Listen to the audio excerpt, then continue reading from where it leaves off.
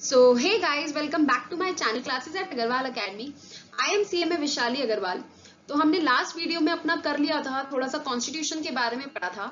आज उसी वीडियो को आगे कंटिन्यू करेंगे उसके प्रीवियस ईयर क्वेश्चंस के साथ कॉन्स्टिट्यूशन के बारे में।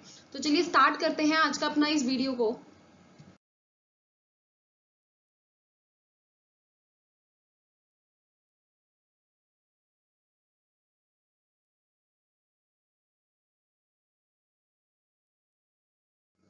तो देखिए हमारा जो पूरा कॉन्स्टिट्यूशन है it is divided into certain parts and schedules.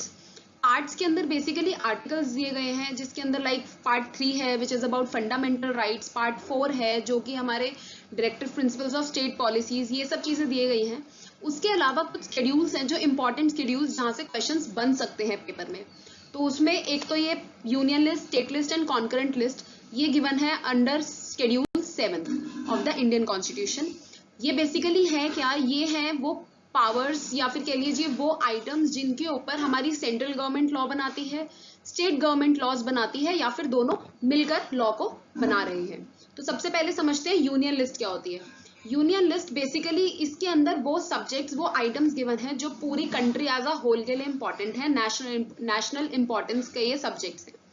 इसके ऊपर सिर्फ यूनियन गवर्नमेंट लॉज बनाती है, दैट इज हमारी सेंट्रल गवर्नमेंट।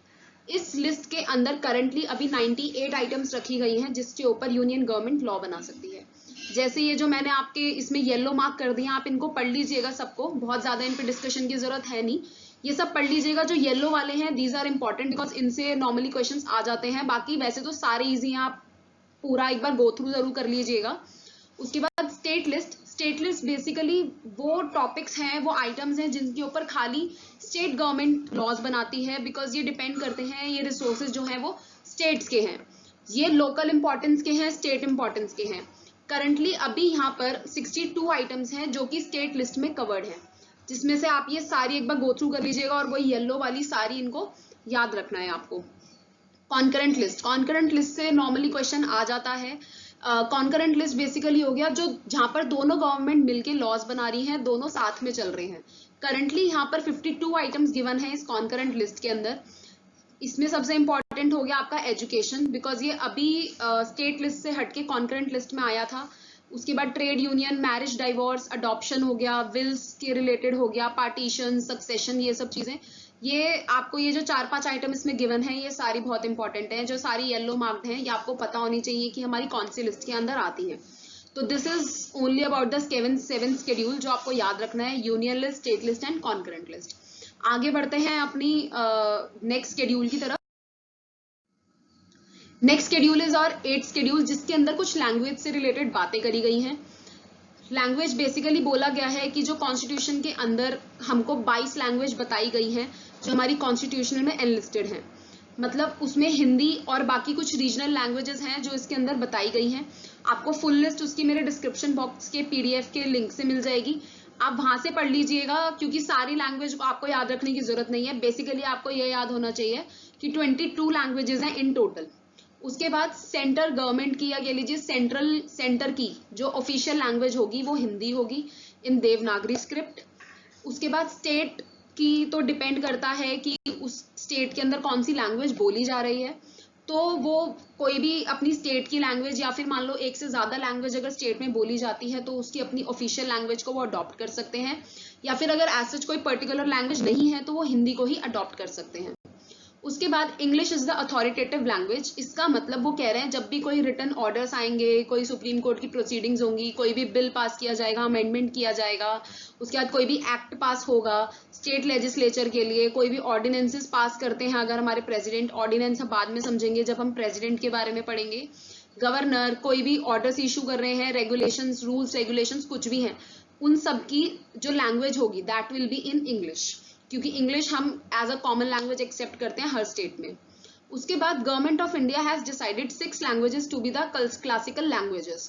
हमारे यहाँ पे क्लासिकल लैंग्वेज और रीजनल लैंग्वेजेस होती हैं। क्लासिकल लैंग्वेज है जो गवर्नमेंट ऑफ इंडिया ने 6 लैंग्वेज अडॉप्ट करी हुई है which are the classical language. ध्यान रखिएगा अगर क्लासिकल लैंग्वेज पे क्वेश्चन आते हैं तो आपको 6 ऑप्शन में मार्क करना होगा।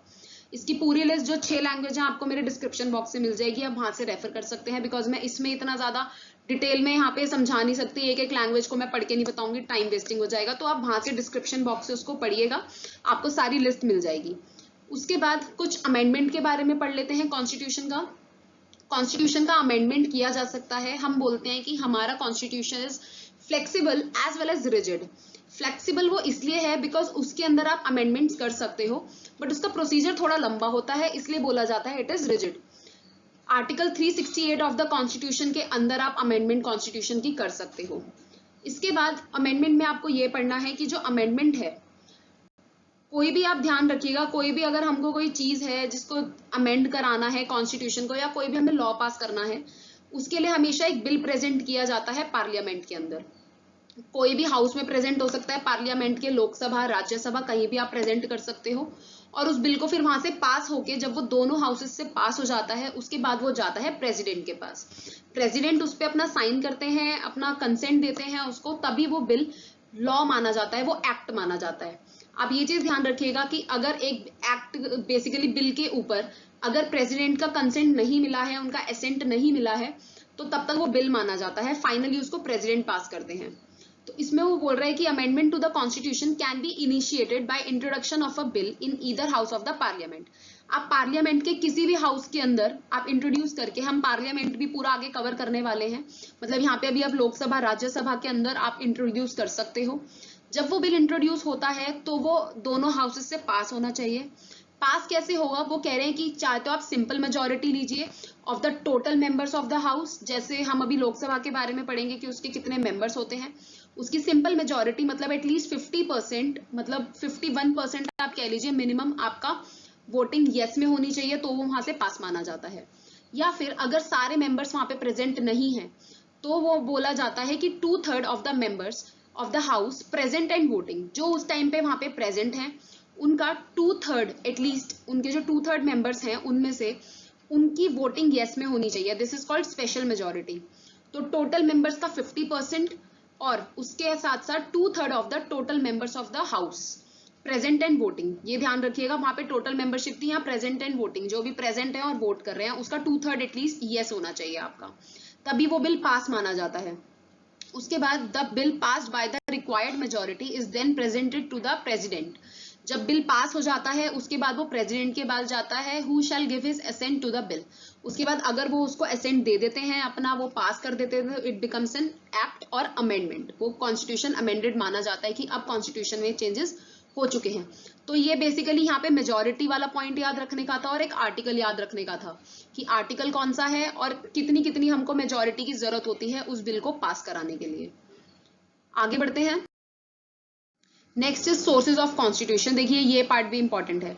हमारा कॉन्स्टिट्यूशन बेसिकली हमने सारा अपने आप से नहीं बनाया, हमने और कंट्रीज के कॉन्स्टिट्यूशन से काफी सारी चीजें जो हमें अच्छी लगी वहां से वो हमने उठा के अपने कॉन्स्टिट्यूशन में इंक्लूड कर ली।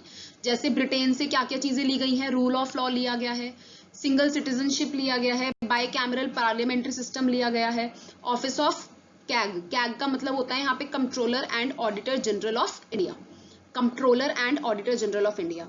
Rule of law, single citizenship and by cameral parliamentary system का मतलब होता है जैसे हमारे यहाँ पे पार्लियामेंट्री के हमेशा 2 हाउसेस होते हैं, लोकसभा एंड राज्यसभा, तो this is by cameral.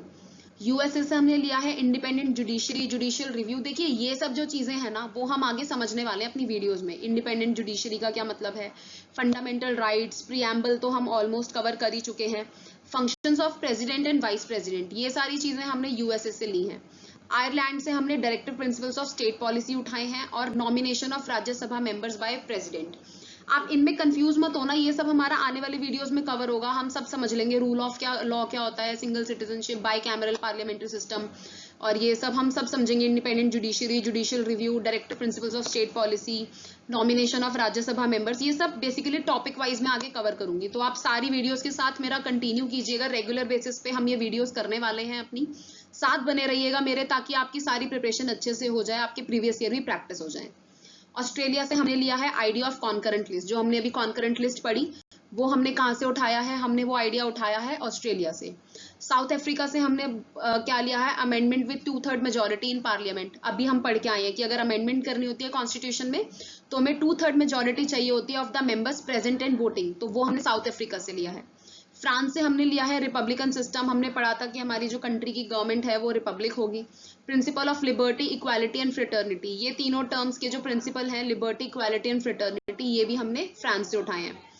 Russia से हमने क्या क्या उठाया है, fundamental duties and idea of justice in preamble, जो हमने प्रियम्बल में जस्टिस वाला पॉइंट पढ़ा था अपनी लास्ट वीडियो में, वो हमने रशिया से उठाया है। तो ये सारे हमारे सोर्सेज ऑफ कॉन्स्टिट्यूशन है। ये सब आपको चीजें याद होनी चाहिए, बिकॉज यहाँ से कहीं से भी क्वेश्चन आ सकता है। इसमें सबसे ज्यादा इंपॉर्टेंट अगर मैं बोलूँ तो fundamental rights, directive principles of state policy, और आपका इंडिपेंडेंट जुडिशरी हो गया, कॉन्करेंट लिस्ट हो गया, अमेंडमेंट हो गया, ठीक है। उसके बाद आपका फंडामेंटल ड्यूटीज हो गया, सिंगल सिटीजनशिप। ब्रिटेन वाले तो आपके ऊपर वाले तीनों इंपॉर्टेंट हैं, अगर ब्रिटेन की मैं बात करूं तो ये 7-8 चीजें तो आपकी बहुत ज्यादा इंपॉर्टेंट है। अदरवाइज आपको ये ऑलमोस्ट सब याद होना चाहिए, क्योंकि क्वेश्चन कहीं से भी आ सकता है इसमें से। तो आगे बढ़ते हैं अपना special features of the constitution. Constitution के कुछ स्पेशल फीचर्स के बारे में सुनते हैं। कॉन्स्टिट्यूशन कहता है India as a parliamentary form of government, हमारा जो गवर्नमेंट का फॉर्म होगा वो पार्लियामेंट्री होगा। People of India are ultimate sovereign, sovereign का मतलब हमने पढ़ा था कि ability to take our own decisions, तो पीपल ऑफ इंडिया ही हैं जो अपने डिसीजंस को खुद ले रहे हैं, क्योंकि हम खुद से चुन के अपनी गवर्नमेंट बनाते हैं। तो पीपल ऑफ इंडिया ही हमारा पावर है प्रियम्बल की, याद रखिएगा। प्रियम्बल को पावर कहाँ से मिलती है, we the people of India से मिलती है, और पीपल ऑफ इंडिया ही हैं जो सोवन है। फेडरल फीचर्स क्या है, फेडरल फीचर्स वो कहते हैं distribution of powers between union state. हमारी यहाँ की जो गवर्नमेंट है वो है फेडरल फॉर्म ऑफ गवर्नमेंट है हमारी। फेडरल इसलिए है क्योंकि हमारे यहाँ पे जो पावर्स है ना, वो उनका बेसिकली एक डिस्ट्रीब्यूशन हुआ है between the union and state. जैसे हमने अभी यूनियन लिस्ट, कॉन्करेंट लिस्ट वगैरह पढ़ी, उसमें हमने देखा कि यूनियन के पास अपने सब्जेक्ट्स हैं लॉ बनाने के लिए, स्टेट को हमने पावर्स दे रखी हैं कि वो अपने लॉ खुद बना सकते हैं, और कुछ चीज जो हमारे दोनों के लिए इंपॉर्टेंस है वो हमने दोनों के हाथ में पावर्स दे रखी है। इसका मतलब हमारी जो गवर्नमेंट है वो फेडरल भी है, बिकॉज हमारी जो डिस्ट्रीब्यूशन है पावर्स की वो यूनियन और स्टेट के बीच में दोनों के साथ है। यूनिटरी फीचर्स वो बोलता है कि हमारे यहाँ पे हर इंडियन को सिंगल सिटीजनशिप होगी। अगर कोई बाहर का बंदा आके हमारे यहाँ पे सिटीजनशिप लेता है, अगर वो किसी ऑल कंट्री का ऑलरेडी सिटीजन है, तो हमारे यहाँ पर उसको सिटीजनशिप नहीं मिलेगी। सिटीजनशिप भी हम आगे समझेंगे कि क्या होता है, क्या क्या इसके लिए जरूरी होती हैं चीजें, वो सब हम समझेंगे सिटीजनशिप के लिए। बट इंडिया के अंदर हमारे यहाँ पे सिंगल सिटीजनशिप मेंटेन करती है। अगर आपके पास किसी और कंट्री की सिटीजनशिप है तो आपको इंडिया की सिटीजनशिप नहीं मिलेगी। आप या तो वहां की कंट्री की सिटीजनशिप छोड़ो तब आपको इंडिया में सिटीजनशिप मिलेगी। उसके बाद residuary powers lies with the centre. जो रेजिडुअरी पावर्स हैं वो सेंटर के पास होती हैं। ये लाइन याद रखेंगे कि residuary powers lies with the centre, यहां से क्वेश्चन आ जाता है बहुत बार। Preamble is not enforceable in the court. अगर प्रियम्बल के अंदर कोई भी लिखी बात है, आप उसको कोर्ट में जाके चैलेंज नहीं कर सकते। आप कहते हो ये गलत लिखी है तो यू कैन नॉट, आप कोर्ट में नहीं जा सकते उस बात को लेके। उसके बाद कुछ यूनियन एंड इट्स टेरिटरीज, कुछ स्टेट्स और टेरिटरीज के बारे में पढ़ लेते हैं। कॉन्स्टिट्यूशन कहता है इंडिया है यूनियन ऑफ स्टेट्स, मतलब स्टेट्स को मिलाकर, काफी सारी हमारे यहाँ पे स्टेट्स को मिलाकर एक कंट्री बनी है which is India. Territory of India contain states and union territories.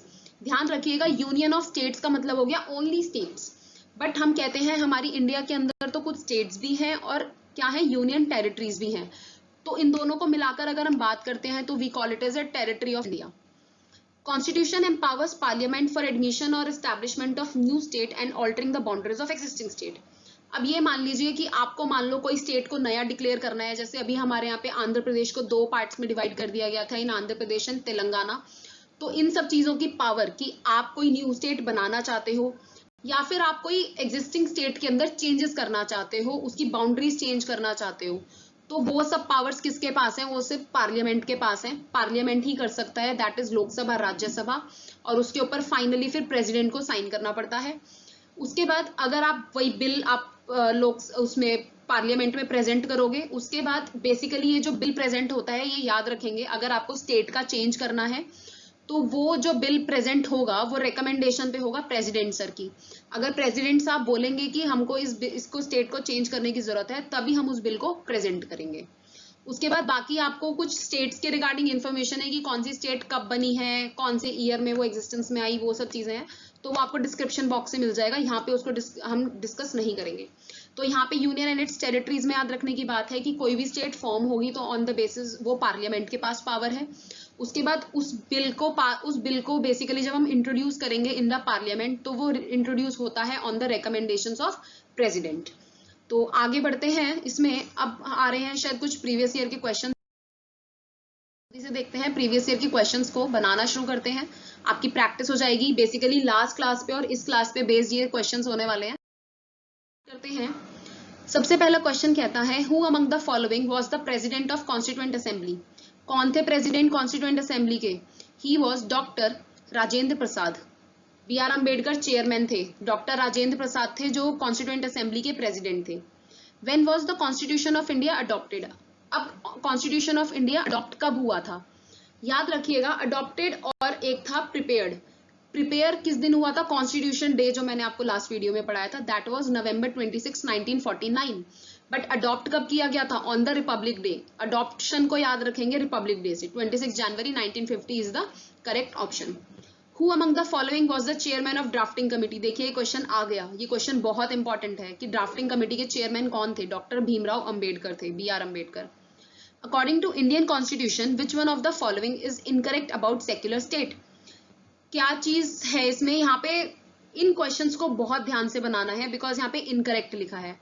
आपको क्वेश्चन घुमाता कैसे है वो आप जल्दबाजी में, पेपर की जल्दबाजी में या टेंशन में आप पढ़ते नहीं हो कि करेक्ट बोला है या इनकरेक्ट बोला है, इसलिए क्वेश्चन भी इसी फॉर्म में आता है कि वो अंडरलाइंड या बोल्ड हमेशा होगा। तो इनकरेक्ट पूछा है, इसमें 3 बातें सही होंगी और सिर्फ एक बात गलत होगी, हमें उस बात को मार्क करना है। The state does not enforce any particular religion not takes away religious freedoms of individual. वो कहता है कि स्टेट कभी भी किसी पर्टिकुलर रिलीजन को बेसिकली वो नहीं करेगी, बायस नहीं होगी किसी पर्टिकुलर रिलीजन के लिए। ऐसा नहीं है कि वो उसको ज्यादा महत्वता देगी, ना कि वो किसी भी रिलीजियस ग्रुप से उसकी फ्रीडम को छीनेगी किसी भी इंडिविजुअल से। तो दिस इज ट्रू। सेक्युलर हमने यही पढ़ा था कि वो अनबायस्ड रहेगी। State allows government institutions to display and promote value specific to a particular religion. अब ये कहता है कि स्टेट जो होगी वो अलाउ कर देगी कोई भी गवर्नमेंट इंस्टीट्यूशन को कि वो प्रमोट करे किसी पर्टिकुलर रिलीजन को। तो देखिए ये बात तो बिल्कुल गलत है। हमने क्या बोला था कि गवर्नमेंट जो है वो बायस नहीं होगी, वो कभी भी किसी पर्टिकुलर रिलीजन को प्रमोट करेगी नहीं। तो ऑप्शन तो ये सही है। आगे के 2 ऑप्शन भी देख लेते हैं। The state is not strictly separate from religion but it maintain principle distance from religion. State जो है वो बेसिकली रिलीजन से अलग नहीं है, पर वो रिलीजन से दूर रहती है। भाई ठीक बात है, स्टेट के अंदर इंडिविजुअल्स हैं, वो अपना रिलीजन है उनका, बट वो बेसिकली किसी रिलीजन को प्रेफर नहीं कर रहे। इसका मतलब वो डिस्टेंस बना के रखे हुए हैं अपने रिलीजन से। तो this is true. Indian state is not ruled by any specific religious group. ये भी सही है कि भाई इंडियन स्टेट है वो किसी रिलीजियस ग्रुप के द्वारा रूल नहीं करी जाएगी कभी भी। This is also true. तो सही आंसर इसका क्या होगा? Option B is the correct answer, कि कभी भी गवर्नमेंट इंस्टीट्यूशन को नहीं बोला जाएगा कि आप किसी पर्टिकुलर रिलीजन को प्रमोट करो। आगे बढ़ते हैं। Okay, federalism refers to.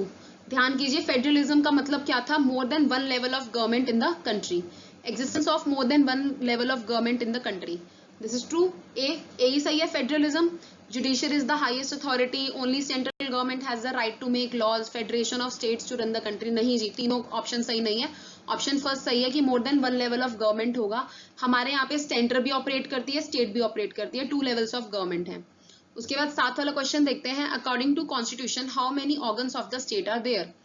According to constitution कितने ऑर्गन्स हैं हमारी स्टेट के? हमने अपना प्रीवियस वीडियो में करा था। ध्यान कीजिए, ऑर्गन ऑफ द स्टेट हमारी कंट्री के 3 organ, legislature, executive and judiciary, हमने 3 करा था। और ये तीनों अलग अलग वर्क करते हैं, कभी भी एक दूसरे के काम में टांग नहीं अड़ाते। तो option B is correct. 3 organs हैं हमारे यहाँ पे स्टेट के। Who among the following was the president of constituent assembly of India. देखिए फिर से आ गया क्वेश्चन, ये क्वेश्चन रिपीटेड है। डॉक्टर राजेंद्र प्रसाद सही था इसका correct answer. All Indians should have right to vote irrespective of their socio economic status, the idea can be associated with. वो कह रहे हैं कि इररिस्पेक्टिव ऑफ देयर स्टेटस, किसी के स्टेटस के ऊपर मत जाओ, कौन अमीर है, कौन गरीब है, कौन गोरा है, कौन काला है, हमें कोई किसी चीज से फर्क नहीं पड़ता, बट सारे इंडियंस के पास राइट टू वोट होना चाहिए। ठीक है, this idea can be associated with. ध्यान रखिएगा, ये आइडिया हमेशा डॉक्टर बी आर अम्बेडकर था। ये क्यों थे मैं आपको रीजन बता देती हूँ। बिकॉज ही वॉज अ दलित, वो दलित थे, उनको अपनी कम्युनिटी को बेसिकली ऊपर लाने के लिए उनको ये चीज जरूरी थी कि हम जो बैकवर्ड क्लासेस हैं उनका लेवल बाकी अपनी इकोनॉमी के जो हमारी कंट्री के अंदर और भी ज्यादा जो हमारी बेसिकली कास्ट है उनके बराबर लाया जाए। तो इसलिए उन्होंने हमेशा इस आइडिया को प्रेजेंट करा कि सारी जो हमारे यहाँ पे कास्ट है उनका जो स्टेटस है वो इक्वल होना चाहिए। इसलिए उनको राइट टू वोट सबको दिया गया। तो ये आइडिया हमेशा डॉक्टर BR अम्बेडकर का था। तो option B is correct answer. आगे बढ़ते हैं अपने और क्वेश्चंस की तरफ। तो अगला क्वेश्चन है, identify the incorrect statement regarding constitutional amendments of India. Constitutional amendments of India के बारे में इनकरेक्ट स्टेटमेंट बतानी है। तो ऑप्शन पढ़ते हैं, such amendment bill can be introduced in either house of the parliament. अभी जस्ट पढ़ा है, दिस इज ट्रू कि हम पार्लियामेंट के किसी भी हाउस में वो बिल को प्रेजेंट कर सकते हैं। The president is bound to sign the amendment bill when passed. देखिए ये ऑप्शन गलत है, मैं पढ़ के इसलिए बता रही हूँ क्योंकि प्रेसिडेंट सर के पास ये पावर्स होती हैं कि वो किसी भी बिल को, अगर उनको लगता है इसमें कमियां हैं, तो वो वापस भेज सकते हैं कि इसमें करेक्शंस करो, उसके बाद मेरे पास भेजना। अगर उनको सही नहीं लगता तो वो उसको रिजेक्ट भी कर सकते हैं, वो वापस कर सकते हैं कि दिस इज नॉट करेक्ट, आप उस पर वो साइन नहीं करते। तो प्रेसिडेंट के पास ऐसा कोई जरूरी नहीं है कि he is bound to sign the bill, except in the case of money bills. हम आगे पढ़ेंगे कि ये सब चीजें क्या होती हैं जब हम प्रेसिडेंट का टॉपिक पढ़ेंगे। बट अभी के लिए आप याद रखिएगा कि किसी भी बिल के ऊपर जरूरी नहीं है कि प्रेसिडेंट को साइन करना ही होता है, he is not bound to sign. Article 368 mentions 3 methods to amend the constitution. This is true. Article 368 बताता है हमें, और वो 3 methods बताता है अलग अलग कि कैसे आप constitutional amendments को कर सकते हो। First constitutional amendment was passed by unicameral parliament. This is also true कि पहला जो constitutional amendment था वो unicameral parliament ने करा था। Basically तीनों ऑप्शन सही हैं, ऑप्शन 2 is wrong। तो देखिए कुछ चीजें ऐसी होती हैं जो हम टॉपिक से पढ़ लेते हैं, कुछ चीजें ऐसी होती हैं जो हमें क्वेश्चंस के थ्रू पता लगती हैं। तो यहाँ पे हमको 2 बातें पता लगी हैं अमेंडमेंट के बारे में, इनको हम याद रखेंगे। The idea of rule of law is taken from which constitution. अभी पढ़ा था, रूल ऑफ लॉ लिया गया था ब्रिटेन से, दैट इज ब्रिटिश कॉन्स्टिट्यूशन।